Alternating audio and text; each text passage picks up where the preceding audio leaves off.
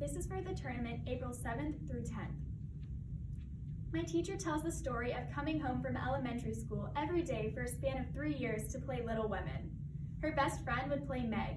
She would play both Jo, the leading character, but also sometimes Amy, because they both at times got Lori, and her little sister would play Beth, who often died mid-play. Now this is the same little sister, who when playing Tarzan was relegated to playing Cheetah. Although her sister might have needed therapy, my theater teacher insists it was these foundations of play that made her fall in love with a life filled with creativity. What did you do? Give a boy toddler a stick and he will turn it into a toy of some kind. Give children access to boxes at Christmas and you've just witnessed play. Birds do it, bees do it, even polar bears and sea birds do it. I'm talking about play people. Today, I'm going to show you that animals are hardwired to play, as are humans. However, when we are denied this play, we can not only develop emotional problems, but violent tendencies as well. Animals love to play. Sled musher Brian Lejeune was camped on a snowfield in Canada when an undernourished polar bear ran toward one of his dogs. The dog, rather unwisely, ran out to meet him. Breathing heavily and with jaws set, the two bowed to each other, a signal to play, and began a playful romp. And get this, the bear returned each night that week to play with the dog. Hippos like to do flips in water. Even big burly bison have been seen sprinting toward frozen lakes, and then suddenly stopping so they could slide across them. Dr. Stuart Brown, the most seminal researcher in the field of play, tells us that although our neurons are already in place at birth, there is no blueprint as to how they will connect. Play, the baby's roadmap to the world, promotes neural connections. The nonprofit Help Guide suggests rolling on the floor with your baby. Playing with your baby can not only help to strengthen the bond between the two of you, but it can also help strengthen their brains. Research shows that when you're playing with them, it's actually when they're learning the most. Lizzie Borden took an axe and gave her mother 40 whacks. When she saw what she had done, she gave her father 41. Supposedly, Lizzie was motivated to do this when her father took away her pet birds, her playmates.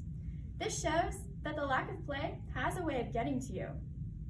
Dr. Stuart Brown began his interest in the field of play when he was asked to analyze the life of the Texas Tower Sniper, a mass murderer. He started to notice a pattern present in almost all mass murder cases he analyzed. They all lacked one thing: play. The killers suffered from suppressed childhoods with rigid parents who did not allow the flexibility of play. Brown said this led the killer to be inflexible, a hollow person seething with a lot of internal rage. On the other hand, the children who had been more exposed to play were more empathetic and comfortable around those who were different.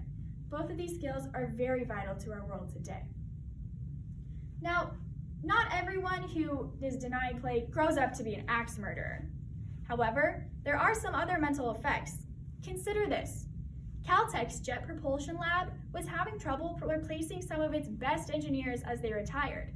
Turns out the straight-A students they were hiring from Stanford and MIT all missed one thing: play.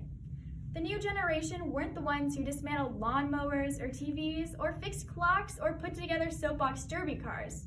However, they were slaves to homework, assignments, and helicopter parents. Helicopter parents can be detrimental to the child's play because instead of playing to truly please themselves, they're playing to impress their parents, taking away any chance of the child being true to themselves. Now, Nancy Shute from USA Today tells us that not only academic performance, but also attention span is directly correlated to the amount of play. Naturally, there are physical perks too. A 2006 University of Purdue study showed that children who played were less likely to develop osteoporosis and bone fractures later in life. However, there are also more mental effects. A study reported by Mental Floss asked kids to play tag every day before school. The results? After just 8 short weeks, the children showed less signs of aggression and impulsivity. Now, is there a downside to play? Well, I think you should know that according to the Injury Fact Book, recreation can account for a majority of drownings. A majority of drownings, 10% of brain injuries, and 13% of facial injuries treated in hospital. However, However, overall, 6,000 people die each year simply due to play. Checkers, anyone? So now, I think it's time to figure out what kind of a player you are. Brown classifies people into playtime categories, such as the creator, who creates, the competitor, who competes, the joker, who, well, jokes, the kinesthete, who has a need to move around, and if you like planning and organizing events, such as, let's say, your niece's bat mitzvah, then you would be the director. The explorer is a modern-day Indiana Jones, whose next destination could be Nairobi or Nebraska. I am a storyteller who enjoys writing, relaying anecdotes, and occasionally embellishing a tale. Dr. Brown might be hard to classify himself. He enjoys running, playing tennis, and he built his own office in a treehouse. So, why am I still standing here speaking? If you'll excuse me, I think I'm gonna go play a quick game of checkers. Thank you. It was good. I mean, you have the few of those stumbles. Are you okay with those?